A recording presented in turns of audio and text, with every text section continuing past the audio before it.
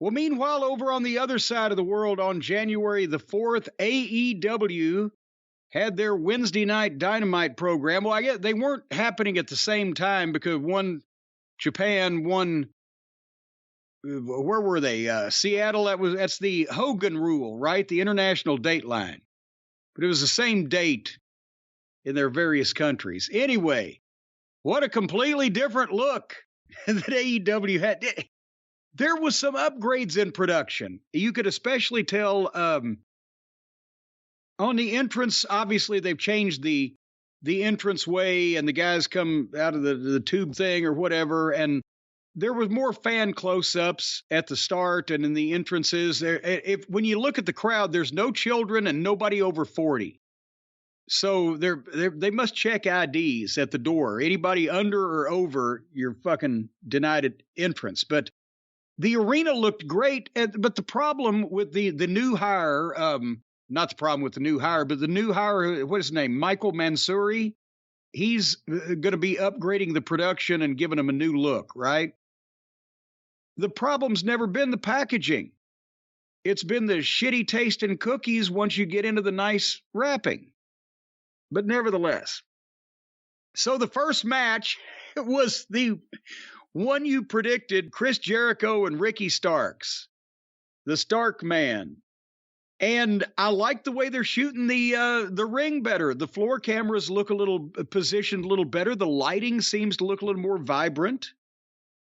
I'm trying not to talk about the match. No, it wasn't a bad match. And here's the thing. I'm going to give Jericho some credit here. He knows how to have a match. He's 52, I know, and it's a wonder he's having any kind of match, but he knows how to have the match, but he cannot execute the things anymore with the gazelle-like quickness of his youth. So again, you can tell there's no follow-through on the arm whips, the feet in the mud, the facials look like he's ready to pass out. But he's doing the right things. He's calling the right shit. But Starks, you can tell, is a fucking greyhound. It's, ready to run off and leave him, but he's following it. But basically, Starks had the fire, and finally he gets the heat, Jericho does, on Starks, and Starks makes his comeback, and he's got the fire. And you can tell the people are into him. This was a hot crowd in a lot of cases, but they love Starks, and he hits a power bomb for a 2 count. And Jericho stops him and goes for a lion salt, and Starks get the knees up, super kick, and 2 count. They go back and forth. And when Jericho got that Boston Crab, was a lion tamer, the people were up. And Starks fought it well, and then Jericho would drag him back, and they got the people into this hold, which they did a good job of doing that. And they wanted to see Starks get the fucking ropes. And then suddenly, 2.0 number 1, I can't remember which, pulled referee Aubrey, and Starks got the rope for a big pop, but the referee didn't see it, and 2.0 number 2 hit him with the baseball bat in the goddamn face. And of course, Jericho keeps the crab and Starks is out. But then he started to fight back. So they were milking the hell out of this perfectly, except I think the bat shot was extraneous. He's in the fucking submission hold of a main event wrestler, and he's fighting and he's selling and the people are into it. We got to throw in, make the referee look like an idiot, hit the guy in the face with a ball bat, and now he can fight out of the hold, which he did. He turned and fought out of the hold. Small package, 2 count. Starks hit the spinning DDT, nailed both of the 2.0s, ducked Jericho's clothesline, and hit a spear, 1, 2, 3. Big pop, Starks won. That was perfect. And we've just talked about Twinkle Toes and Ostrich in the Tokyo Dome was a classic example, but we've mentioned a bunch of them. Nobody builds a finish anymore for the big fucking pop. They just do everything they can do and then do a finish. Well, in this case, they built it and they milked it and they got it right. The babyface is in a fucking predicament. He's in this hold. He can't get out of it. He's fighting. The people are with his struggle. And suddenly, finally, he does get out of the goddamn thing, and he has a chance again. And you get the people up. He does the spinning DDT, which is a flashy fucking move, and both the heel stooges come up on the apron, but boom, he nails one. Boom, he nails the other. He foils that, but here comes the heel in the ring with a fucking clothesline, but he ducks that. And he hits the spear out of nowhere. Boom, 1, 2, 3, pop. That's the way you build something. Out of the peak action.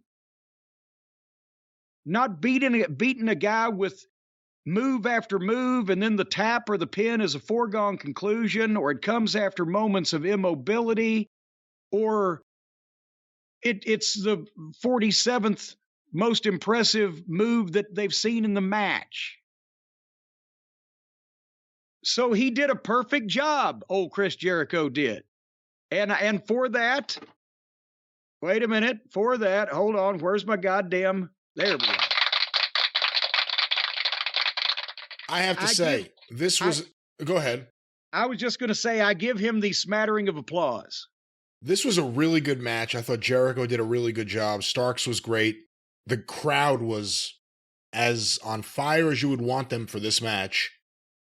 If it had ended there, it would have been like, wow, they really made Starks tonight. Wait a minute. You got it. Oh, thank you. The smattering for me. I'm going to give you the big one there. You got it. Because it didn't end there. And that's that point there with the 1, 2, 3, Starks' hand up is where Jericho's going to end the story a lot. Oh, I put him over. It didn't end there. Within 10 seconds, Starks didn't even have time to celebrate this. I don't even think he got to his feet. It barely had time to sink in. Here comes the rest of the Jericho appreciators. Hager in a leopard pajama top and leopard shorts and a purple fucking stupid looking hat. And the rest of the Stooges with rotten looking stomps and trying to get heat with the tennis shoes and no socks with their fucking trying to get heat on this guy, just meaningless pitter-patter kicks.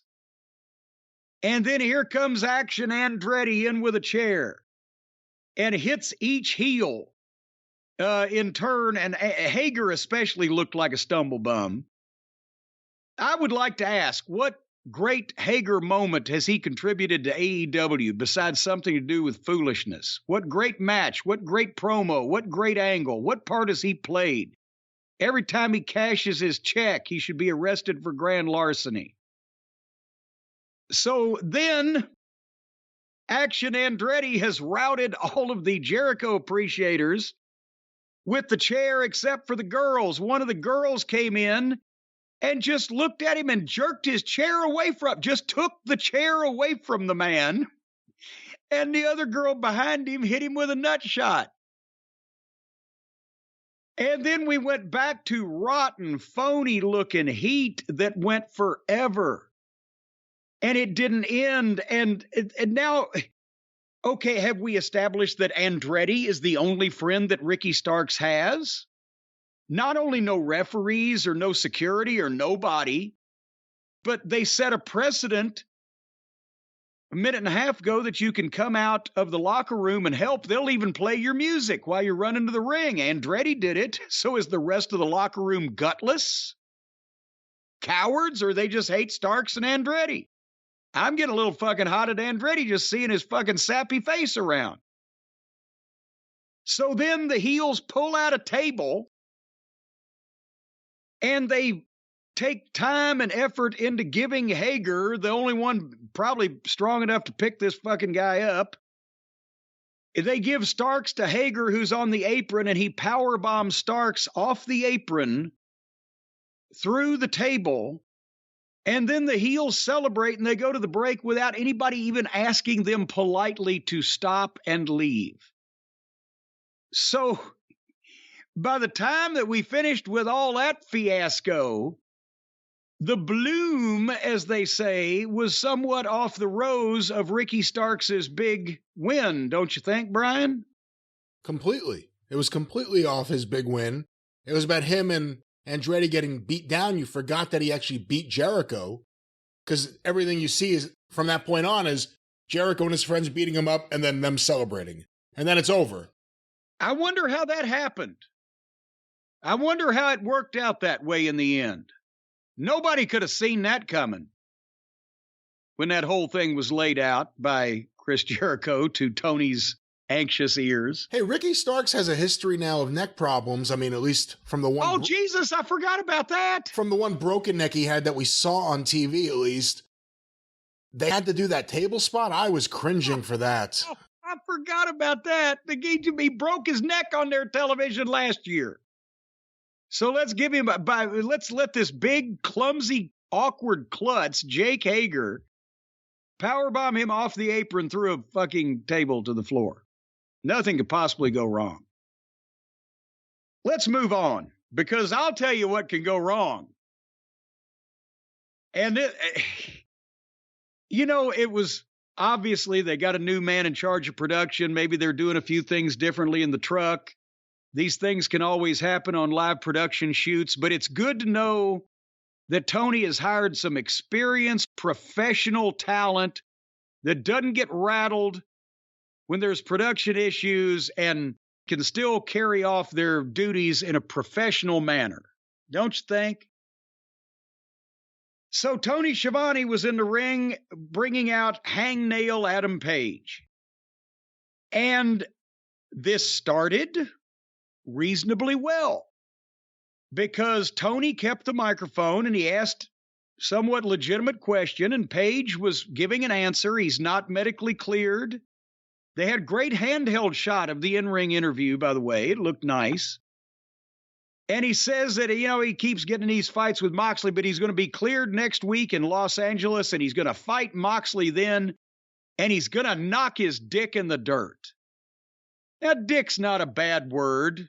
It's just preposterous coming from this pretend fucking butterfly jean-wearing cowboy, but that's not bad.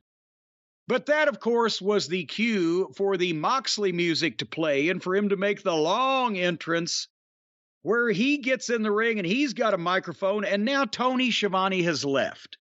They started out actually conducting an interview. The sportscaster on the program is interviewing one of the players at courtside or field side or whatever the case. No, now the other guy comes in. Tony has just disappeared, and they got a big face-off in the ring with Plumber Moxley and Hangnail Page. It looked like two homeless tweakers bowing up over the last rock.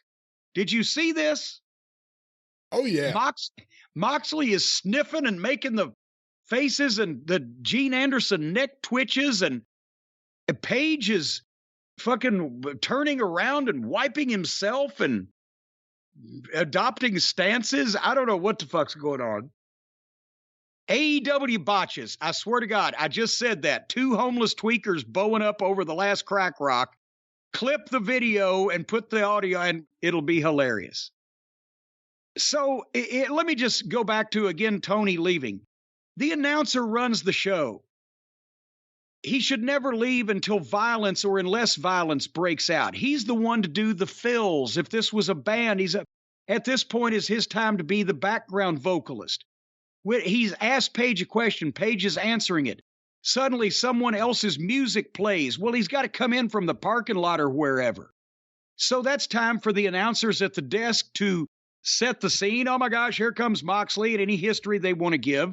When the guy gets to the ringside area, they lay out so that the guy in the ring, the announcer in the ring, can reset the tone of everything for the people there live and for television, bring them back into the immediate moment of the ring, and say, now, wait a minute, John Moxley, you're not scheduled to be here. And Adam Page, let him in. And then the announcer turns to Page, now, calm down, Adam. Then Moxley comes in. Now the announcer in the ring lays out again and holds the microphone for the two guys to argue at each other. He's doing little fills and, oh, you can't mean that, or whatever. That makes it, instead of this awkward, these two guys that supposedly want to fight so bad, standing there looking like one's scared and the other one's glad of it while they run their mouth for 10 minutes.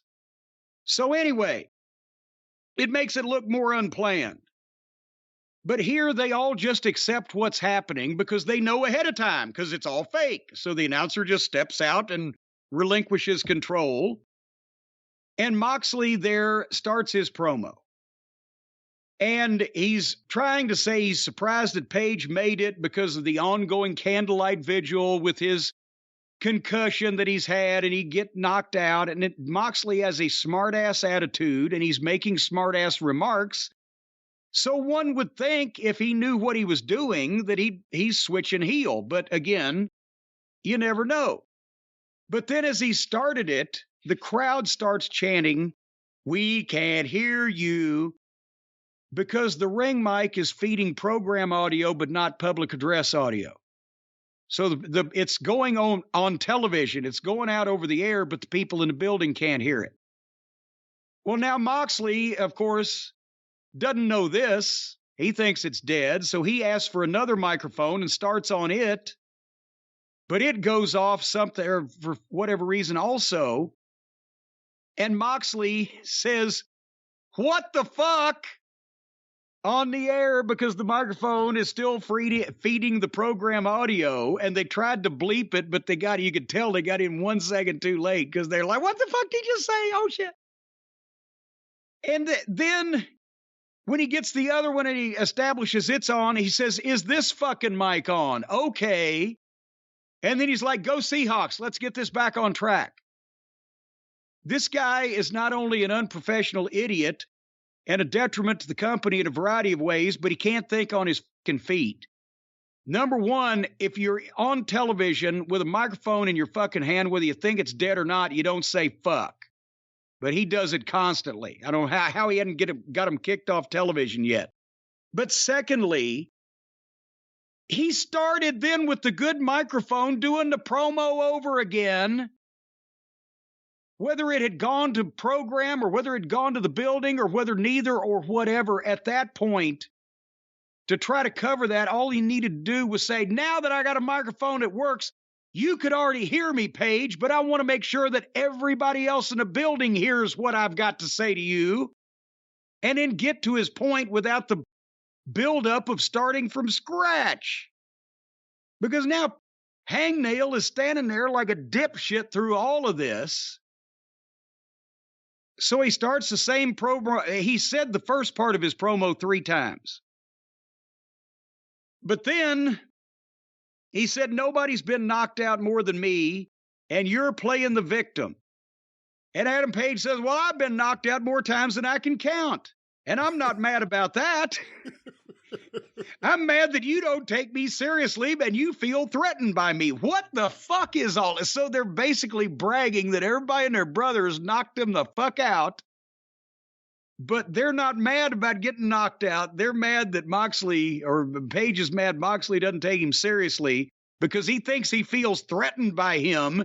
Now they're getting into this new age mental fucking examination, psychological breakdown shit.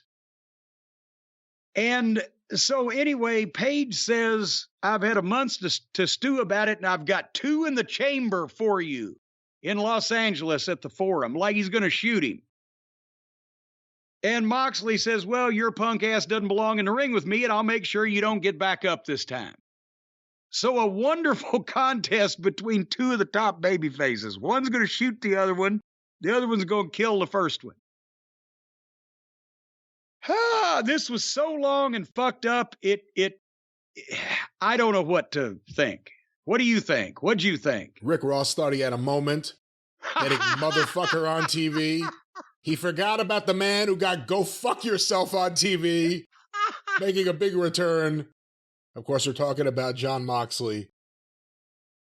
I was just howling with laughter once, because I didn't even hear I just heard "fuck," and I started losing it. I'm like, of course it's Moxley who fucking did this.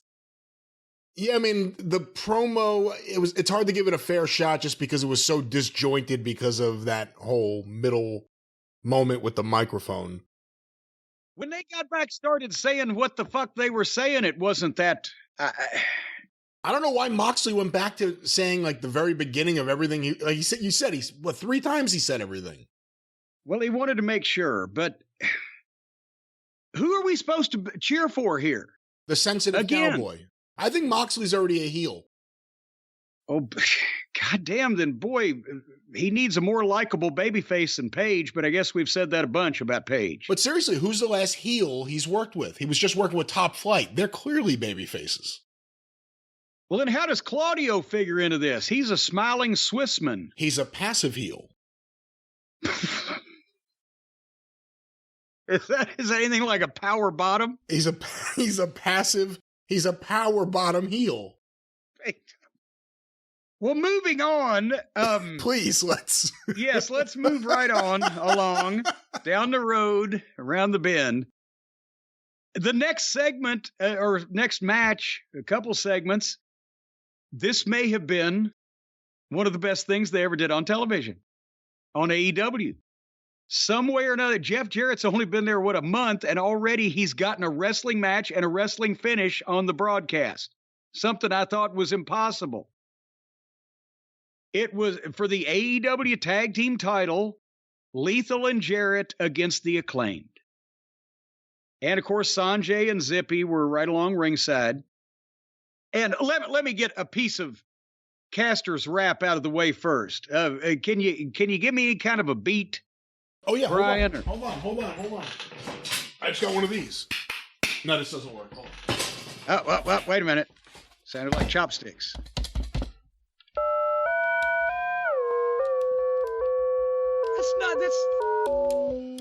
That's not a beat. That's the theme to the Twilight Zone.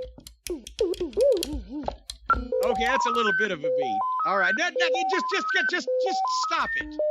Oh my God, you're giving me convulsion. I'm going into seizures. All right, you want to go a cappella? I'll go a cappella, or even to an archipelago to get away from you.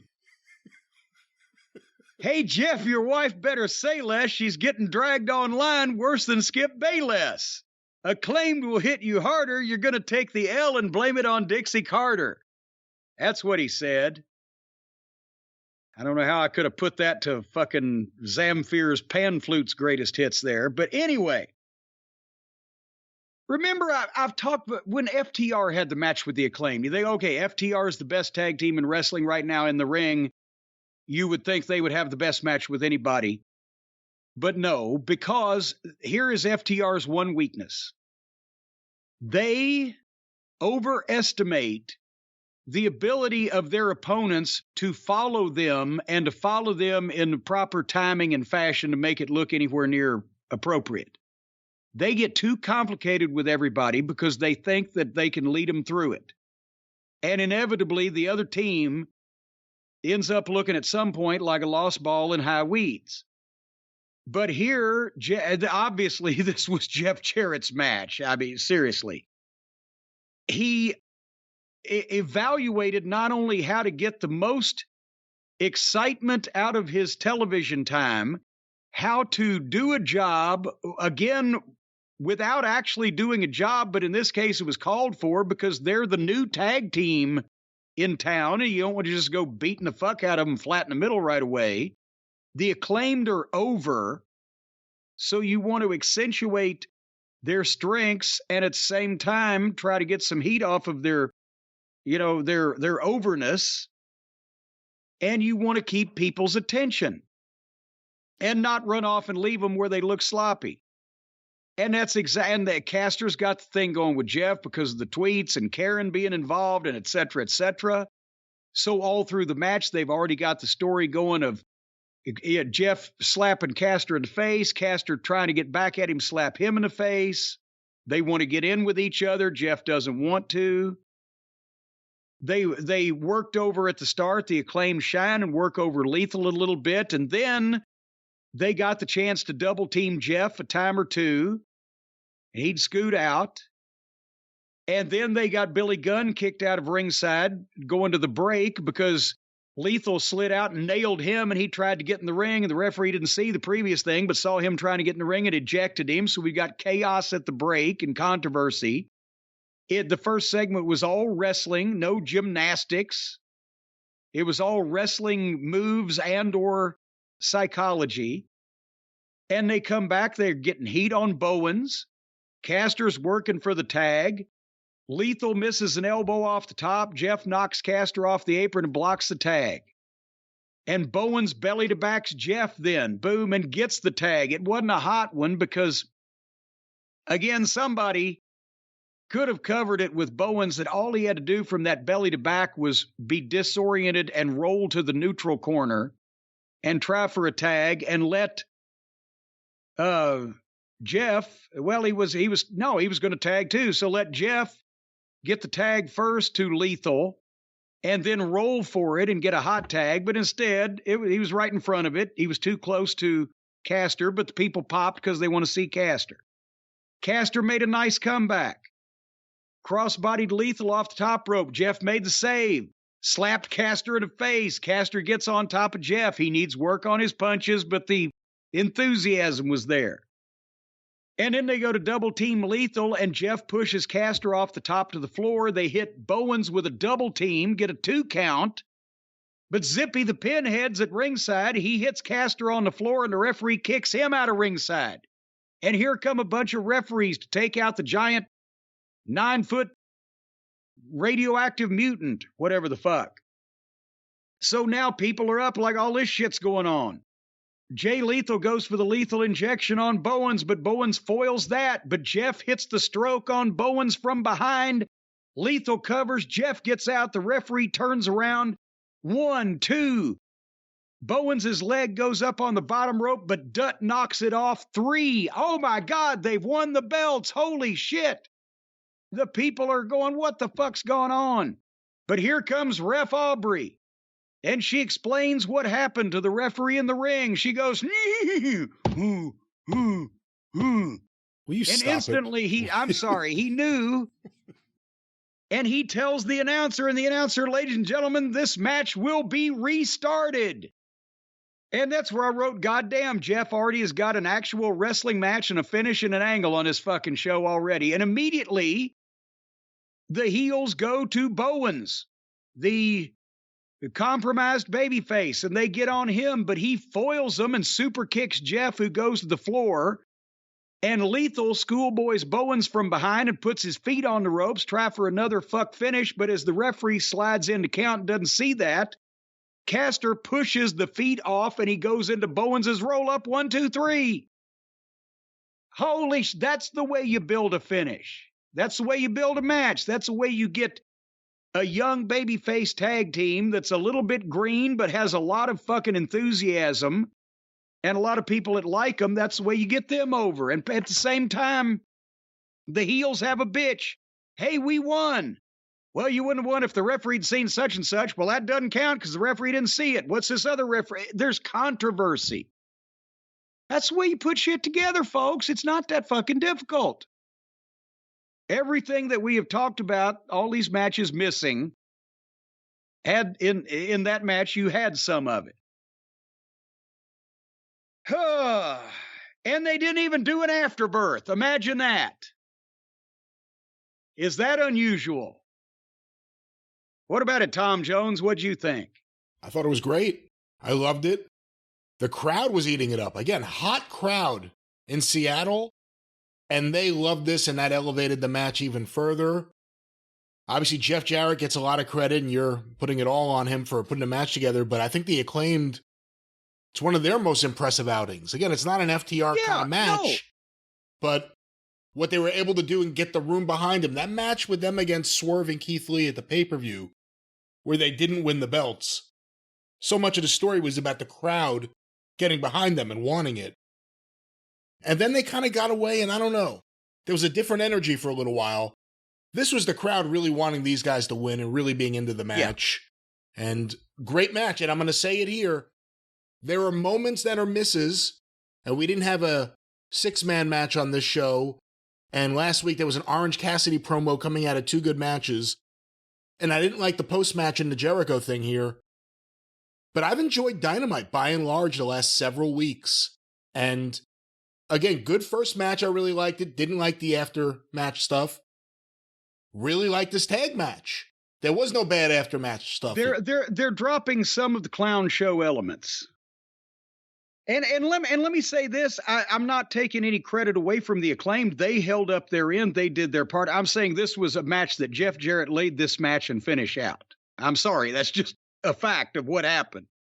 Somebody can argue with me. Unless you were there, you don't know. But I do know, because I know what the fuck I'm seeing normally and what the fuck I'm seeing from Jeff and have for 20 years. He laid this match out.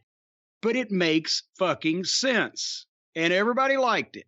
You know what doesn't make sense? Couldn't have fucking screamed any louder. Go ahead. You know what doesn't make sense still? Okay, Jeff and Lethal, they're together for whatever reason. Sanjay was with Lethal already. He's with them.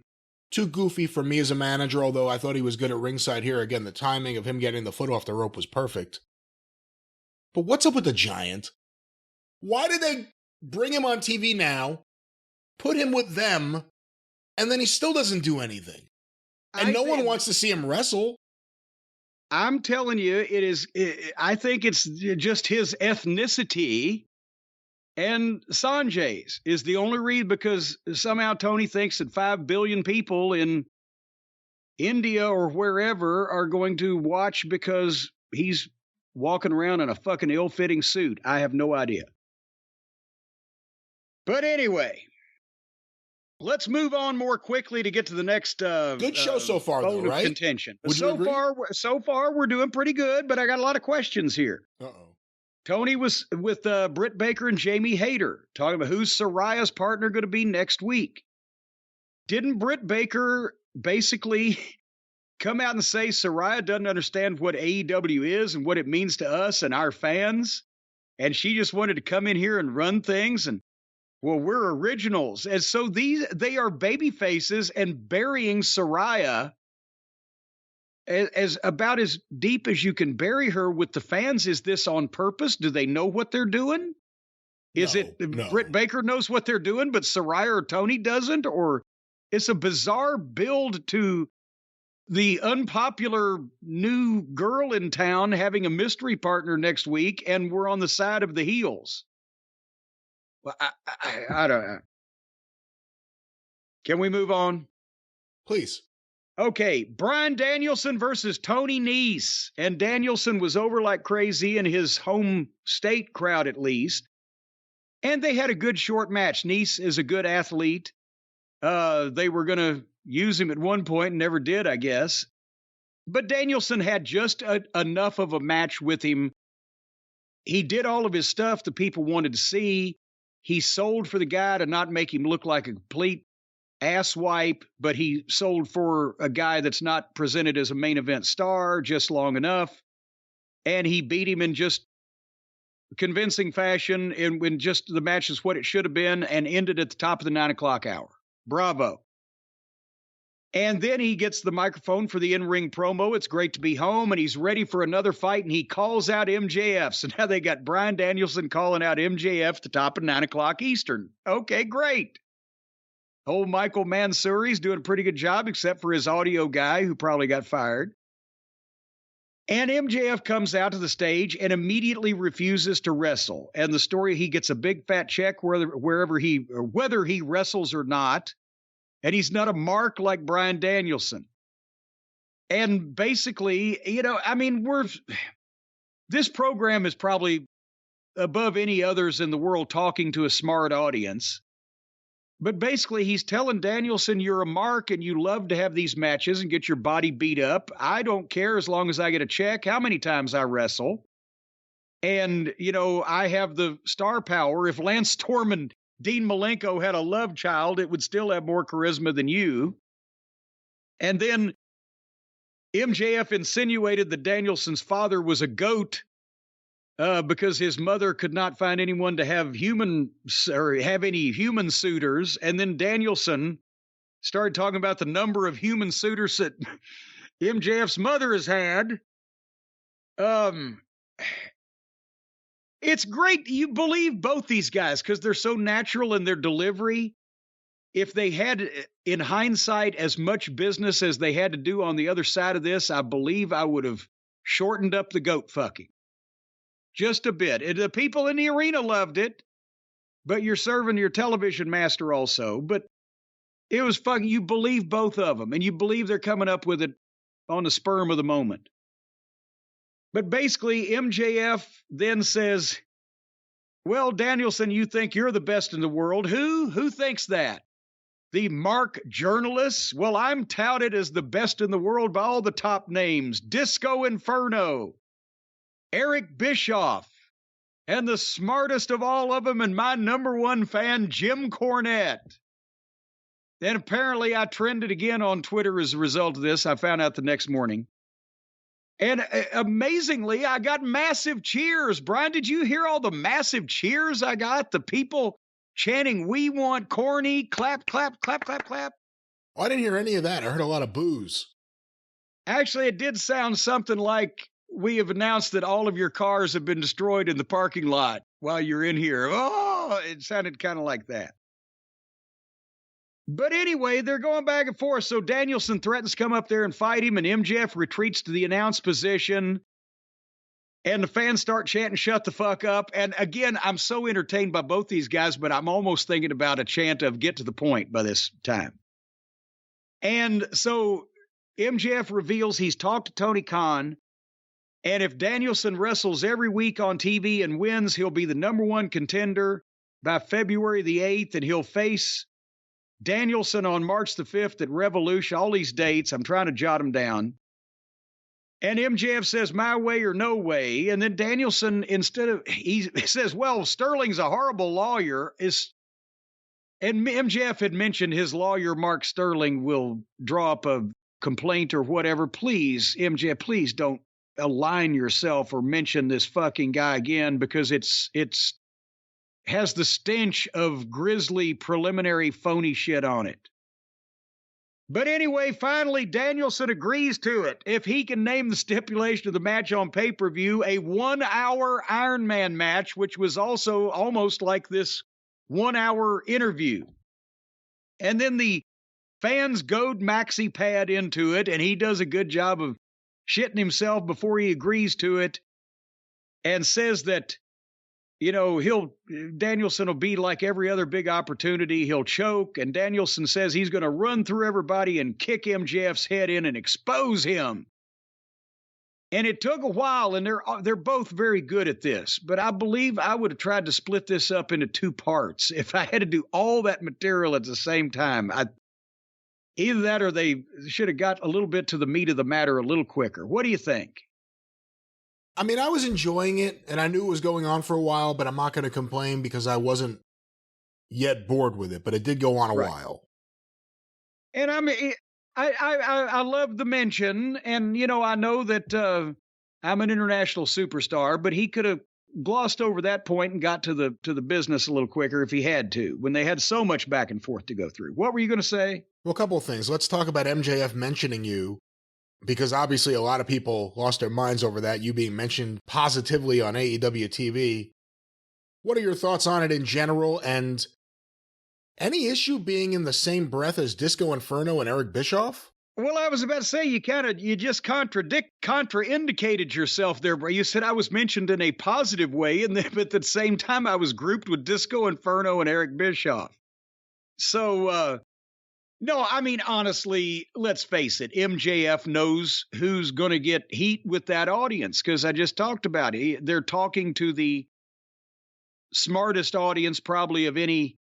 I'm not talking intelligence-wise. I'm talking about in the inner workings of the business, the smartest, quote-unquote, audience of any wrestling program. So those are the hot buttons. And there's obviously a reason why he mentioned me last. You always save the big pop for last. So Again, I am his number one fan.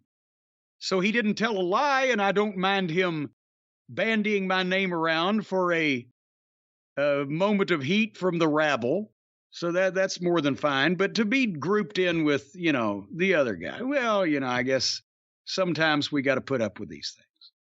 What was the other part of your question? What are your thoughts on the use of, let's just say the one word he used, mark, but I mean, you talk about inside terms being used, but specifically marks being used now more than before, and he used it several times here. What do you think? You know, again, it's the smartest audience, and they know these terms, but then the problem becomes that a lot of times whether the heel's saying it or the babyface saying it, it's kind of true. A lot of these guys do have a big element of markishness in them. And, again, I think there's always a way to say the same thing that you're saying to the smart audience to everybody where everybody can understand it. You don't just say, Bryan Danielson, you're a mark. You want to come out here and wrestle and risk your life all the time. You say, Bryan Danielson, you're an egomaniac. You want the attention. You want the spotlight. You want to come out here and wrestle. You're doing damage to your body every time you get in there because wrestling is a dangerous sport. But you do it for free. Hell, you'd pay to do it just to be able to go out there and hear the cheers from all these idiots that think you're something special. Well, I don't care about them, and I don't care about my art. I care about my bank account. So all you are is just an egotist looking for cheers and glory and gratification from all these goofballs, and I'm trying to make money and do as little damage to myself in the process as I can. You just talked to the smart fans, but you didn't say mark. You didn't use inside terms. And the guy becomes a heel because he can get away with working less hard than one of his co-workers because of his status or his contract or whatever. And that always gets heat with people, right? It should. Beyond the actual performance of MJF, if we're going just based on audience reaction, is it even crazier now than it was a few weeks ago that there was a push to turn him babyface? Again, it didn't take 2 weeks to get people back in the right place. Remember, I thought it would even take him a while because he'd have to go and switch every live crowd individually, but they watch the TV. They're the faithful, so they've kept up with it. The momentary diversion can now be taken as he purposely put himself in the sympathetic position to gain people's trust to ultimately screw everybody, especially William Regal, and get the fucking prize that he wanted. So he is a full-fledged heel again. But no,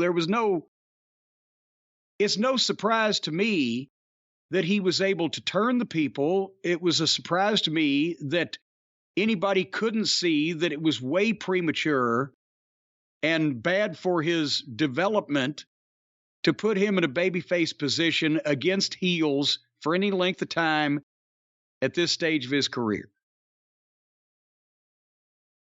Now we'll move on. Well, things are right in the universe. And again, I'll repeat what I said earlier. So far, after 9 o'clock here, by and large, I'm enjoying Dynamite again. Well, here comes Swerve Strickland against A.R. Fox. And Swerve had Parker Boudreaux and Tattoo Face in his corner. You know, there's pictures of that guy playing professional baseball without tattoos on his face. So what happened to him? Did he have brain damage in some type of skiing accident or get on the fucking bathroom counter methamphetamine heavy or whatever? When did he just crack up? He's a big Guns N' Roses fan. He always said, I wish my face could look like Axl Rose's arm. Well, I really don't know. It looks more like somebody's fucking ass right now. If you took a jackass and you shaved his ass and made him walk backwards, it would make old Tattoo Face a good face. Anyway, Swerve won this match. We're moving along quickly here. This is a good match. You didn't like this match? No, there wasn't anything the matter with it, but I don't really care right now about what's going on. I've liked A.R. Fox. With either of these people. A.R. Fox. I've liked him so far. Is that his name, A.R. Fox? A.R. Fox. A.R. Fox. A.R. Fox. M.R. Wangs. M.R. not. L.I.B. M.R. All right. Anyway, Renee Moxley Good was in the back with Saraya and Toni Storm and Hikaru Shida. And, okay, Toni Storm's been a babyface, right? Yes. Okay, so at first I thought, well, they're going to turn Saraya heel, but then I thought, well, if they do, by the way they've done it here, they'd turn Toni Storm heel too, so is Hikaru Shida going to become a heel because she's offended by what they did? Here's what they did here.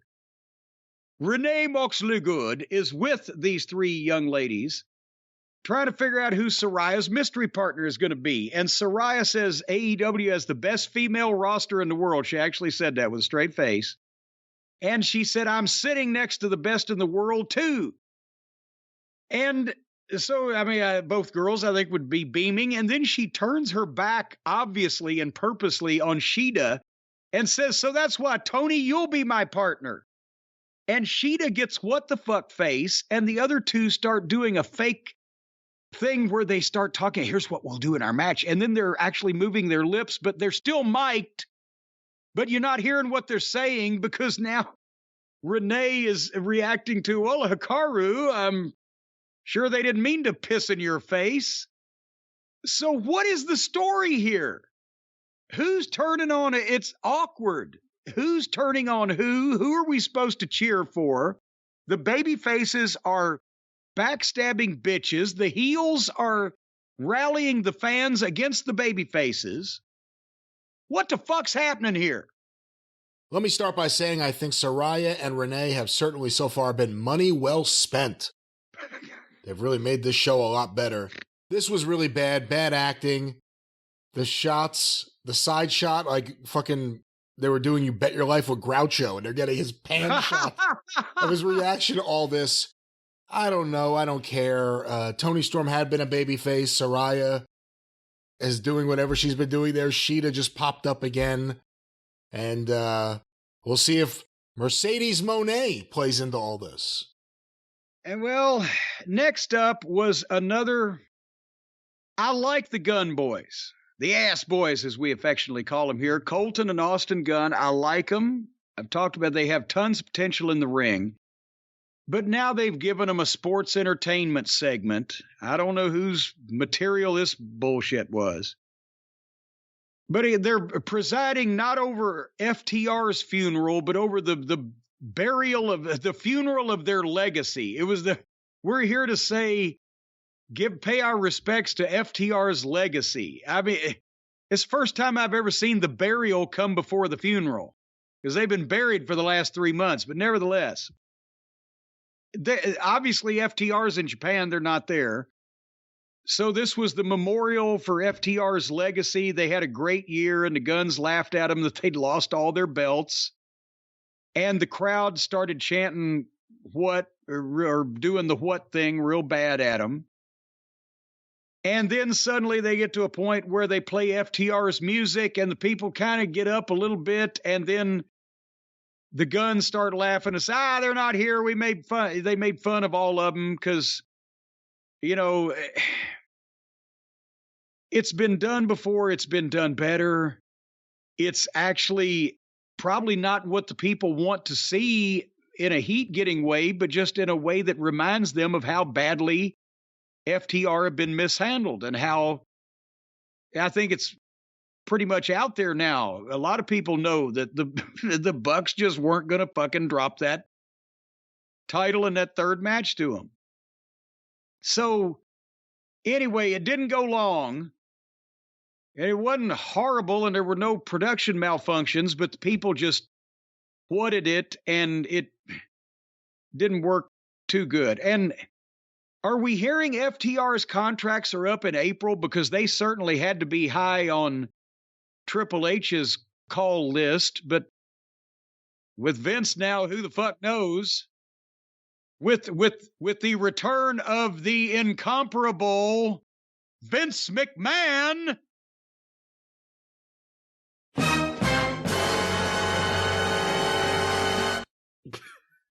That'll sound a lot better in post. I hit it again. Sorry. Anyway, so that was that. And then came the tag team match. Sky Blue and Kiera Hogan against Jane Cargill and Red Velvet. And after that match, Sockface had a near aneurysm reading off 80 matches that were upcoming on their bogus Friday night show and the Battle of the Belts throwaway special that's been completely prostituted and bastardized into just filler programming, and you couldn't keep track of anything, and he sounded like he just snorted a goddamn railroad tie-sized rail of fucking high-grade Colombian, Peruvian fucking cocaine. And then apparently that person who just did that came up with the next match's finish. The main event of the evening, Brian. This was for the TNT title. Not the Ring of Honor TV title too, but just the TNT belt. Samoa Joe had them both. And Darby Allin is a hometown hero there also. When did Washington State come up with so many wrestlers in the business? But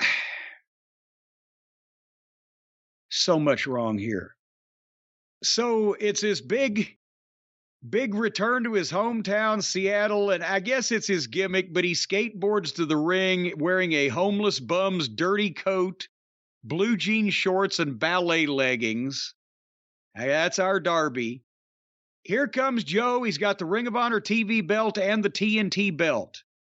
He calls himself the king of television now. And remember, just last week, not only did he kneecap Wardlow with a lead pipe, but then he beat Wardlow flat in the middle, 1, 2, 3 in the ring.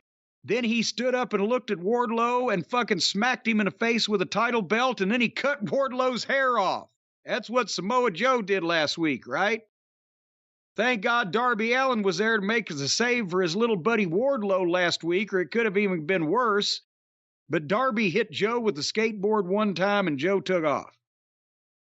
So, in this instance, on this television program, Nick Wayne, who is the son of Buddy Wayne, not the Memphis Buddy Wayne, but a Buddy Wayne from the Northwest who is a wrestler, passed away not long ago, and Nick Wayne is his son and has broken in and is wrestling also. He's in the front row watching his friend Darby Allin. So, of course, the heel comes out, snatches Nick Wayne by the neck. Samoa Joe does. He's going to fucking do whatever. And Darby dives out of the ring and blisters Joe with one of those dives, just bounces off of him. Looks great. And to his head, to the floor, Darby, by the way. Okay, that'd be a great way to jumpstart this fucking match. I'm with it. But they don't start the match there.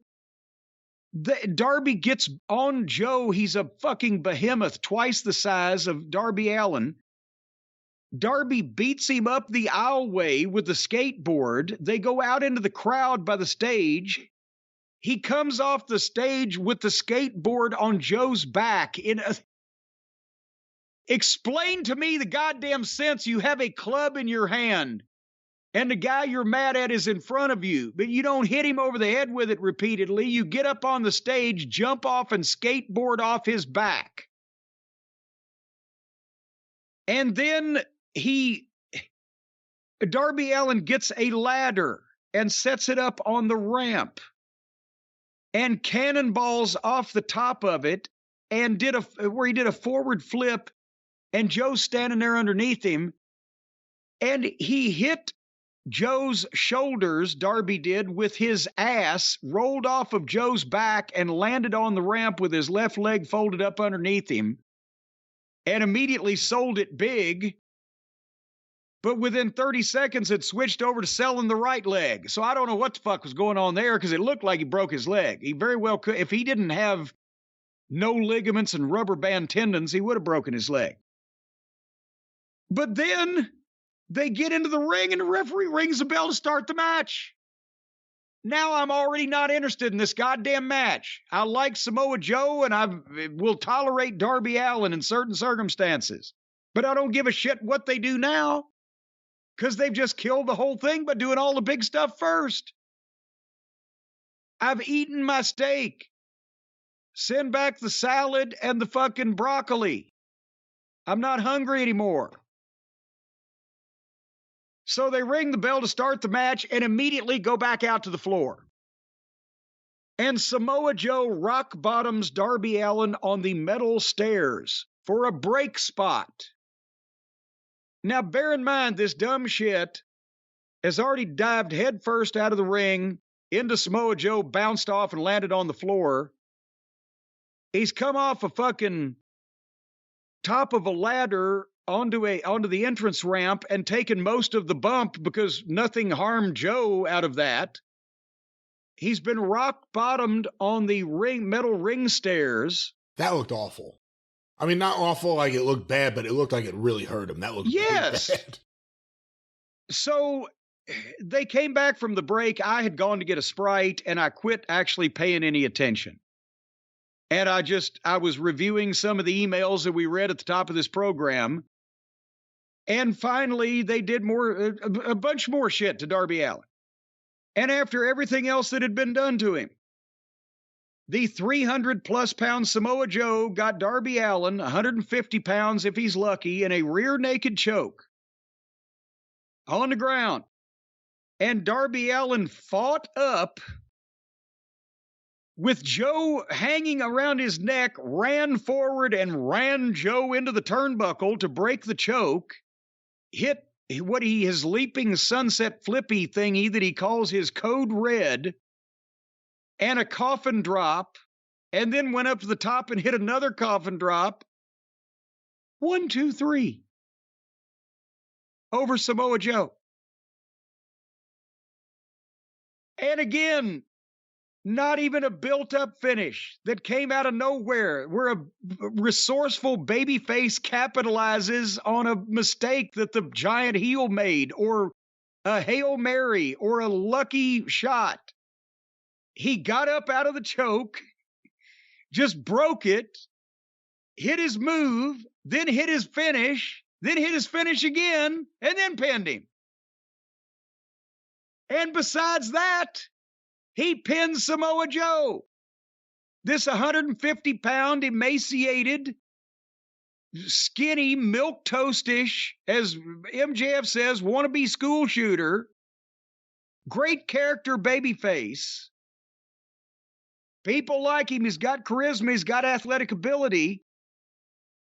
But this apparently means that he's the baddest man in the company. He's tougher than everybody because he just manhandled and pinned the guy that last week kneecapped, beat up, knocked out, and humiliated fucking Wardlow.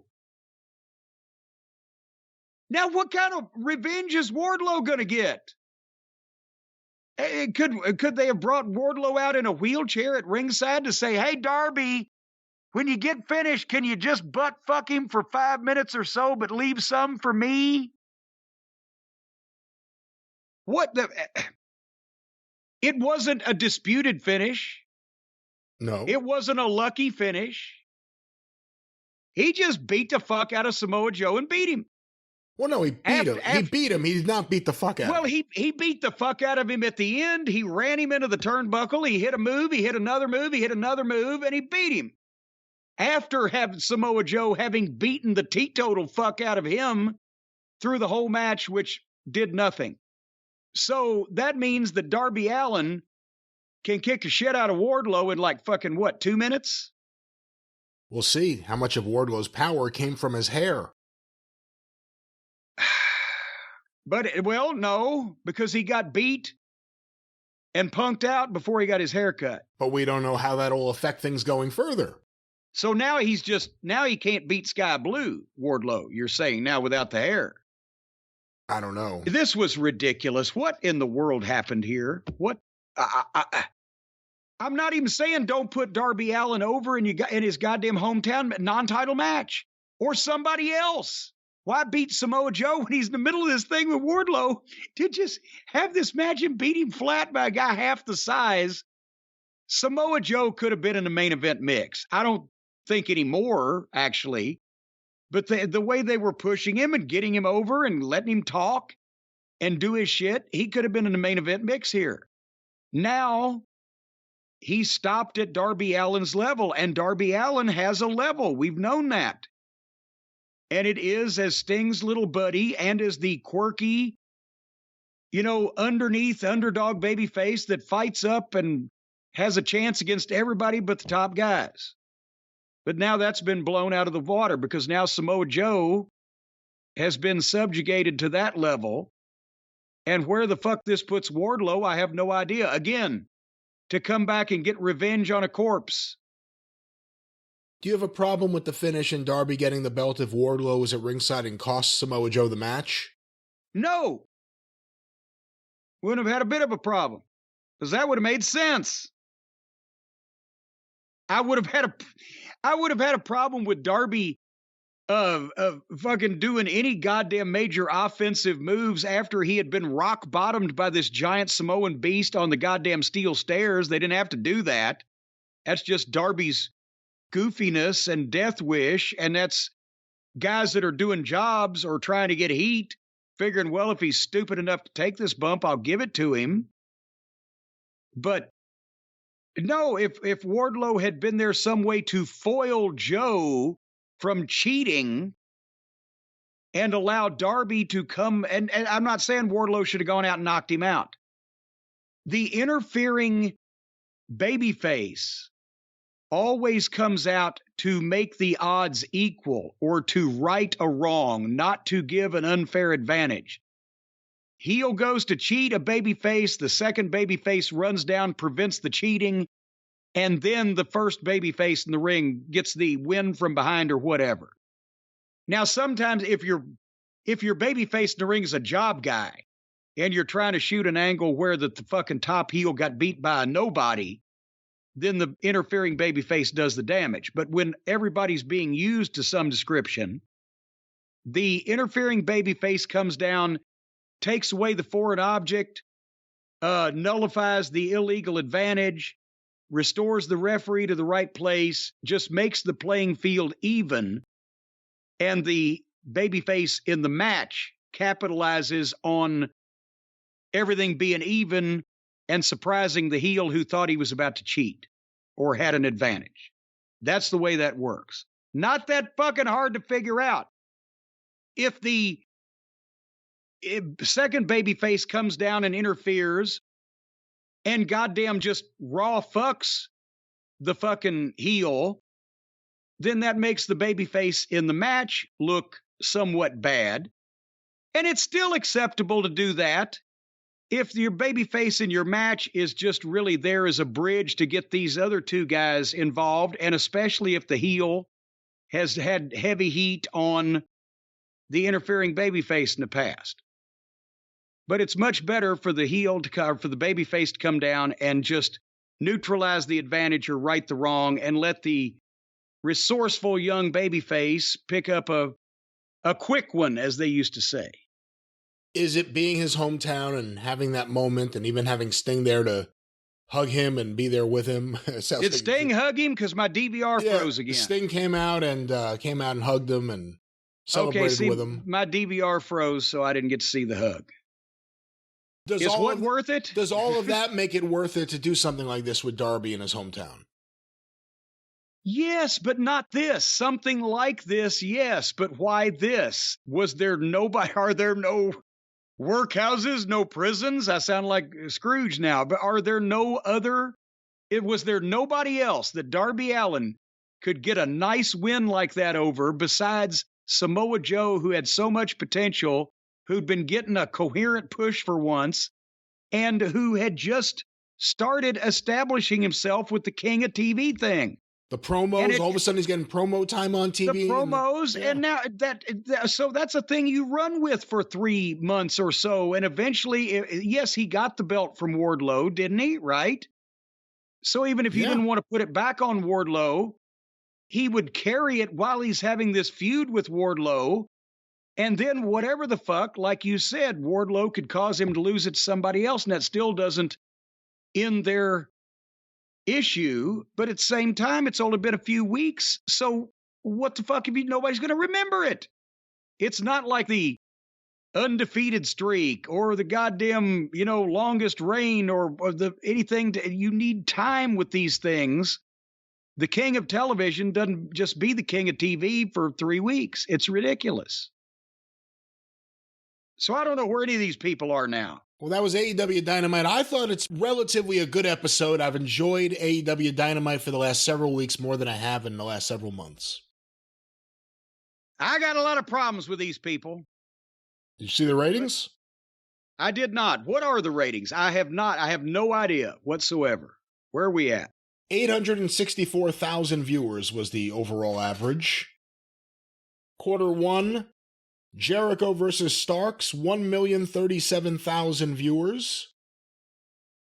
Quarter 2, the end of Jericho versus Starks, as well as the Jon Moxley Cursing Fest and Hangman Page. 919,000 viewers. Oh my God. That's a loss of 118,000 viewers. Quarter 3, The Acclaim versus Jeff Jarrett and Jay Lethal, 896,000 viewers. Quarter 4, the final quarter of the 8 o'clock hour, the end of The Acclaim versus Jarrett and Lethal, as well as the Jamie Hayter and Britt Baker backstage interview, and Bryan Danielson versus Tony Nese, 832,000 viewers. Ouch. So in the first hour, they lost 200,000.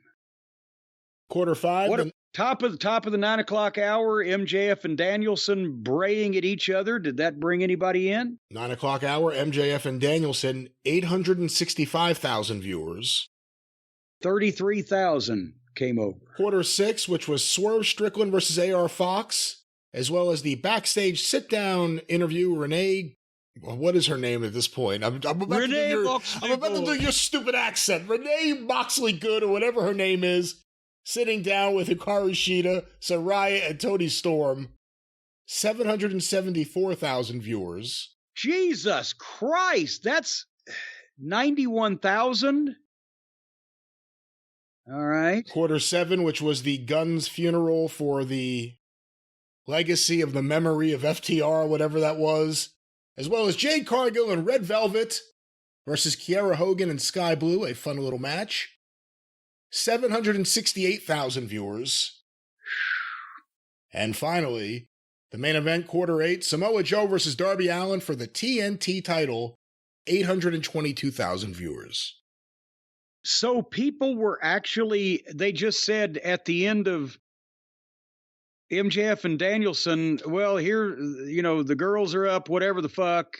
We'll just leave and come back for the main event. Because at the top of the hour, that 865,000, they went down to 774 and 768, and then came back another 40, 50, 56,000 people came back to watch the main event. But that proves that people will come back for that. Is that the first time in a while they've had people actually come back for the main event? I think so. Certainly that many people, 54,000 people or whatever it is. It's a pretty good number there to come back. I do want to say one thing, because I was recently talking with a friend of mine about this. My kids, let's look at my 2 oldest kids. One's in high school, one's in middle school. Neither one of them have asked for cable TV in their bedrooms. When they're down here in the great room or hanging out with us, they don't know what any of the channels are. They never request a show that's on a channel. They know what's on the streaming services. They know what's on TikTok promoting something. How the fuck can you even... Stacy gets these streaming channels and all these boxes with... There's no guide, a coherent guide. The boxes with the thumbnails just fly by. I can't find any fucking thing. I've never watched that. My point being, we do have to start acknowledging, maybe more so than we have, not just us, but I think everyone, when evaluating these numbers, that one of the reasons why the demographics usually are higher, while Raw has an older audience, not the only reason, certainly not the only reason, but young people are not watching cable TV anymore. It's not a big deal to them. It's not something they yearn for. A kid rather have an iPad. They're not interested in having, all the channels, all these packages, all the HBOs. They'll get HBO Max, but they don't know about all the different HBO channels and all these different things. So when we're looking at these ratings, obviously there is a body that Nielsen relies on so that when you see a drop off like this one from 1,037,000 to 822,000 at the end, it is reflective of an actual drop in that body's viewership of this show. The overall number, the people consuming an AEW or WWE, any kind of content like that that's that originates from a cable TV channel, you have to wonder what the audience really is, because it's YouTube, it's shorts, it's little clips going around. But for a younger audience, they don't have cable. They're never going to have cable. And a lot of them don't even understand what cable is. Well, one of these days when they get educated, they'll have the good stuff. But the good I see stuff. I see what your point is. But here's what I'm looking at is, and we've always talked about Nielsen ratings or any kind of television ratings are estimates at best, like the polls on anything. And we've talked about the problems in the Nielsen figures, especially locally, more so than nationally. But nevertheless, if it's the same rating service and it's the same method of collecting the information and everybody is judged in the same fashion, then even if the numbers aren't right, the concept is right. Right. And correct. What I'm looking at as a person analyzing this program is, regardless of how many people don't have cable anymore or are going to stream and do whatever the fuck, and you can't tell what they're doing, and all TV ratings are down, all TV shows don't start at a certain point and lose 25% of their audience by the time the thing's over with. And we saw the overrun a few weeks ago. This program is exactly the overrun. This program is not as popular or as well viewed as the rerun of an old sitcom that comes before it, and they can't even keep the people from the first hour to the second hour that tune into it on purpose interested in what's going on from the beginning of the show to the end, because it's so inconsistent. That's what I'm looking at. Regardless of who's watching, most of the people that start watching this show don't stick with it. How much of it's the booking? How much of it's the lack of star power? Oh, I would attribute something like they have stars. They could have had stars by now. They could have had more stars than they do. They could have made some. They have some, and they could have made more. 80-20. Yes, yeah. When you get to the network TV level and SmackDown, yes, you need the stars. You need Brock Lesnar. You need John Cena or whatever. But this, with the built-in audience that AEW has, the base audience that will watch anything that they produce as a cushion, they've had enough time. They could have got some more people interested in a few of their fucking talents, and they would at least be keeping all the people that start watching till the finish. And it, again, yes, there's attrition on Raw. Raw's 3 hours, and it's the most boring thing I've ever seen. And they still don't lose 25% of their audience. And SmackDown doesn't come close to losing 25% of the audience till the end of it. So I guess part of the question I have, and there's no answer to it, is if you're a younger wrestling fan and you know that wrestling's on TV that night, maybe, you know, depending on how young you are, maybe your dad watches TV and you know he may be watching it. Is it worth staying up to the end to see Darby Allin if you're a big Darby Allin fan? Or if you know you can watch that match, or at least the highlights of that match on YouTube the next day, will you just wait for that? And how effective is that versus actually watching the show on TV in terms of getting an engaged fan? Again, we don't have any answers here, but I'm just thinking. Yeah, and see, the problem is the wrestling fan of all previous generations, not just mine, not just yours, all previous generations. You remember this. This was for 50 years. They watched every second of the wrestling program in their area, and they never missed a live match. Those were the real dedicated fans. That meant 1 hour of TV on a weekend, 2 if you lived in Houston or Atlanta or whatever, and a ticket to ringside for your matches that week or that every 2 weeks or that month. And, so it's not a generational thing about attention spans.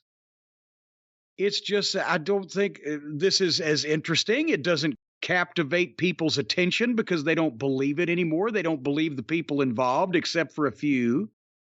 You can't get wrapped up in the booking and the personalities because AEW is mostly for people who like phony wrestling, and WWE, they're as boring as fuck. So I think that's what we're just getting less fanatical engagement from large numbers of people like we used to have, because there's a lot more to keep track of than there used to be, and less reason to keep track of it because it's less believable and less interesting. So I don't know.